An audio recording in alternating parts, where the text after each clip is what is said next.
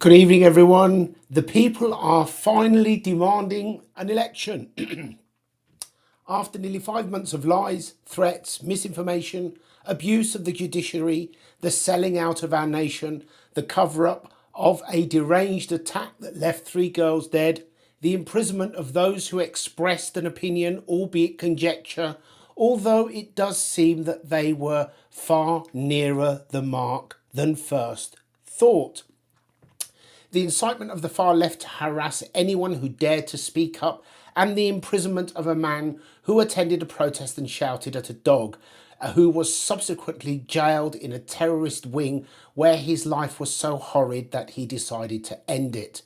It has recently become known that Rachel Reeves, the woman who has condemned millions of pensioners to a freezing cold winter, the woman who has made some horrendous decisions about our economy, had lied about her work experience and was in fact little more than an admin, but somehow deception from the ranks of lying Labour is permitted. Then we also became aware of Ed Miliband's fake climate data, which came directly from the company that he owns but tried to keep quiet. Perhaps he gets his advice from the same people who advised Khan about the millions of babies' lives who would be saved if motorists are taxed more. We all want to support steps to improve the climate, but these people are not climate activists. They are climate criminals, like so many of these people who are happy to sit on boards and collect thousands in order to terrify the public and further the agenda of the globalists, whilst throwing mud at anyone who questions them. We have been saddled with these deranged fanatics by default. They did not earn their place in Parliament. They certainly did not win. This was not a Labour victory. It was simply the result of the collapse of the Conservative vote. Between the pair of them, Labour and Conservatives' total votes collapsed from around 25 million in 2019 to around 16 million at the last election, and this was the result. However, it seems that the British electorate is now beginning to show their anger with this shambolic collection of Marxists. A recent petition that only went viral yesterday has gone from 0 to well over 1 million in just a day. And who knows, this could be the beginning of the end. I certainly hope so. It's now standing at 1,302,999. Well over 1 million signatures in just 24 hours.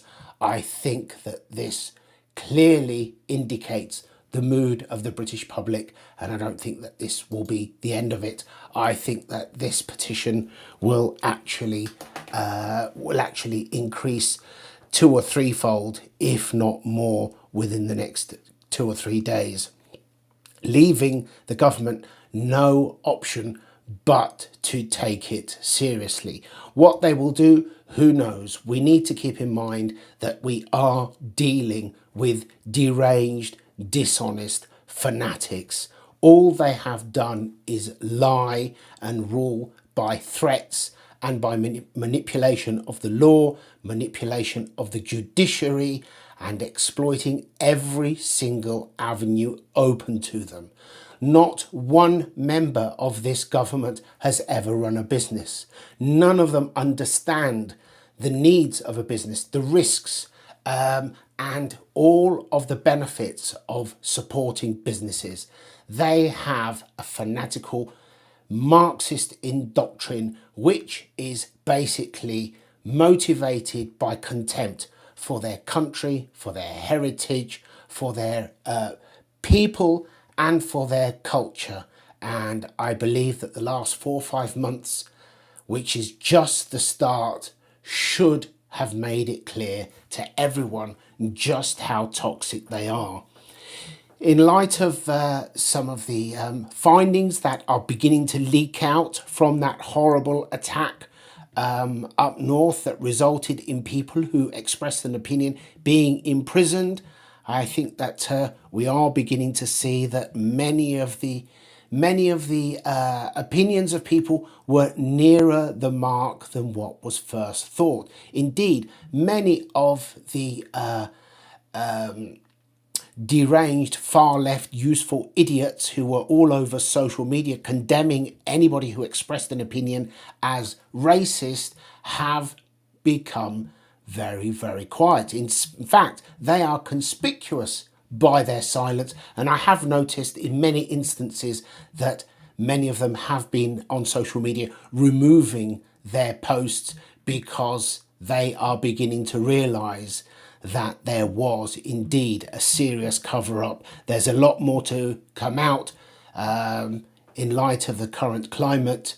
I'm not going to name things directly, but it's out there for all of you to piece together. I can only raise the question myself why Keir Starmer was so keen to shut down the Rwanda plan immediately. This was before anything happened. I wonder if there's any connection, or if that's a coincidence, or just totally unrelated and simply the chain of thought of another deranged conspiracy theorist, as they would say. I don't know.